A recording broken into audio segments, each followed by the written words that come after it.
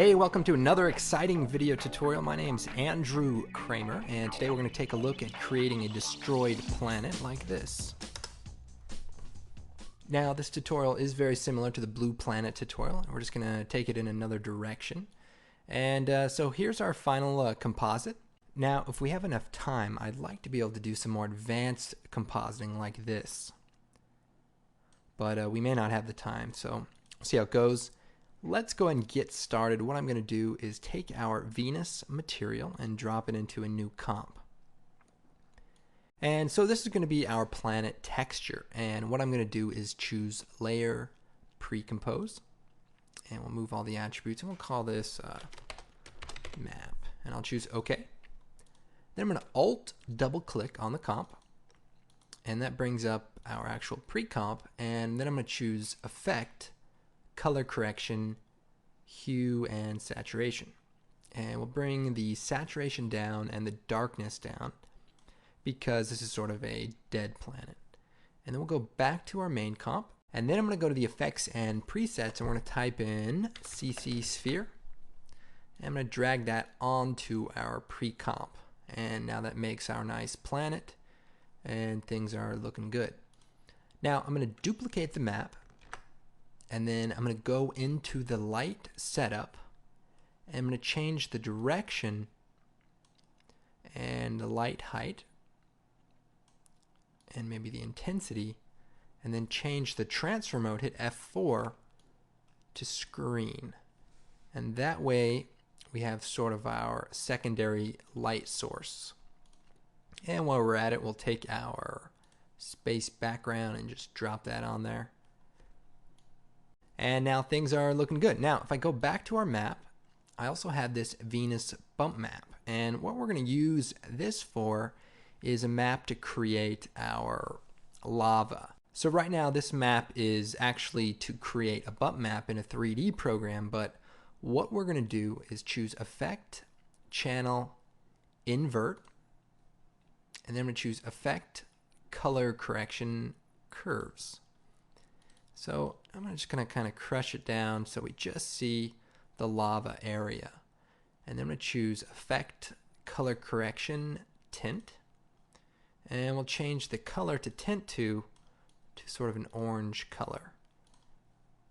And now if we change the transfer mode here to screen and go back to our comp, you can see we're sort of getting what we want. The only problem is the lava doesn't pop, it doesn't stand out, and because lava is hot, it actually self-illuminates. So we wouldn't see the shadow, we'd actually see just bright lava. So what we're going to do is we're going to shut this off, and instead we're going to go into the project. We're going to take the map composition right here, and we're going to choose Edit, Duplicate. And we're going to call this Lava Map, and we'll go and open that up. And then we'll reverse these two layers. We'll turn this one on and turn this one off.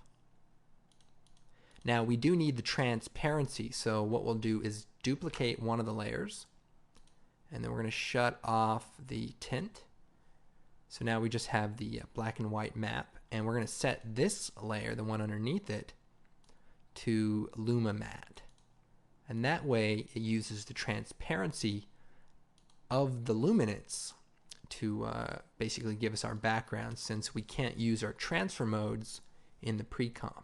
Okay, so now we have a lava map composition, and we also have the planet map composition. So then I'll go back into our main comp, and remember, one of these is for the diffuse and one is sort of the highlight. Well, I'm going to duplicate this layer and put it on top. And what I'm going to do then is take my lava map and hold down Alt and drop it onto it. Okay, so now we have the lava as a separate layer, and you can see the transparency is still there, but we have a problem. We're rendering the front and back, and so we want to just render the outside rather than the inside and the outside, because we don't want to see through it. We just want to render the top layer. And then we'll go into the shading, and we're going to turn ambient all the way up, say to 100. And that way, if we turn our layers back on, that layer sort of is brighter the entire time.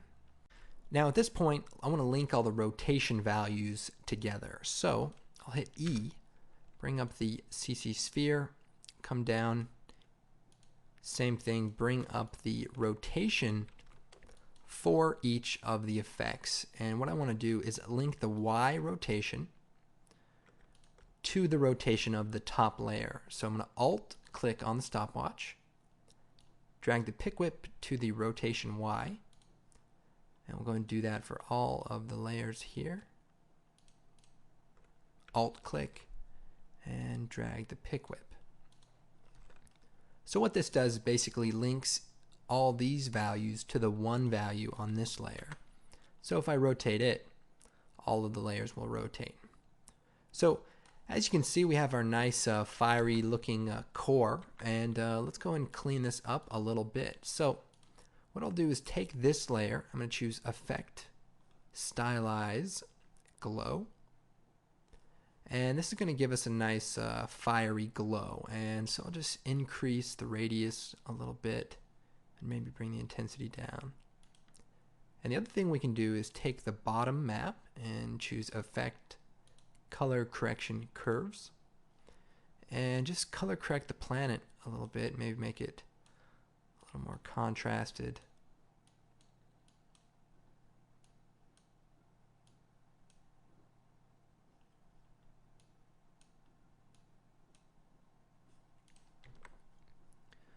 Now, if I go back into our lava map, I can also take our layer and give it, say, more of an orangish color. So if I bring this down a little bit, that changes the color, so the lava is a little bit more intense in certain areas.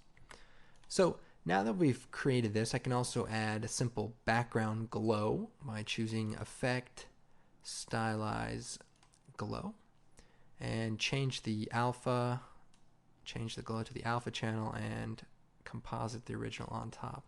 And basically what this says is to base the glow on the alpha channel, which is sort of the transparency of the sphere, and then composite the original on top so that the glow comes from behind it.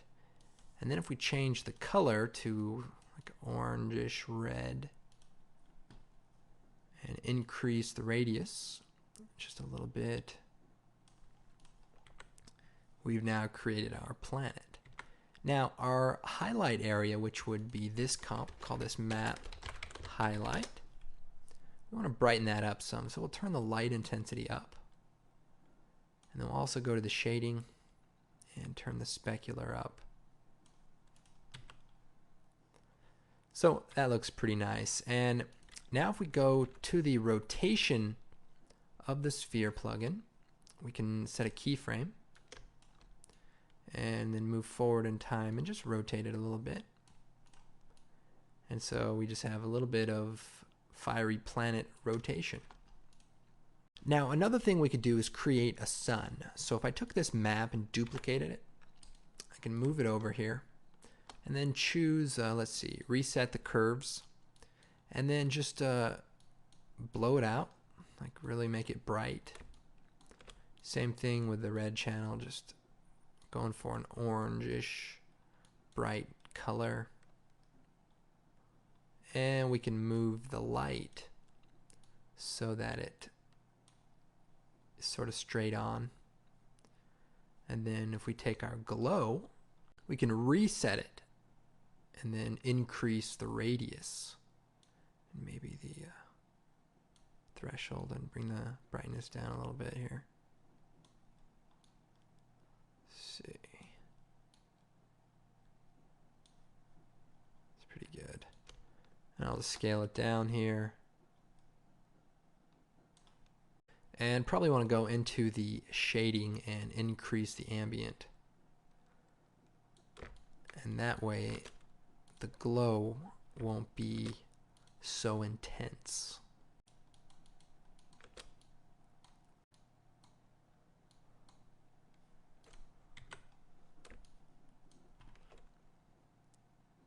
And then we could add a glow on the outside by just duplicating this glow, resetting it, changing it to alpha on top, and then changing the color to a color similar to the edge.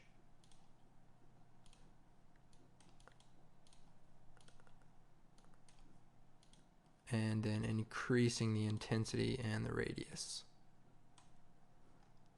So I'll probably change this color to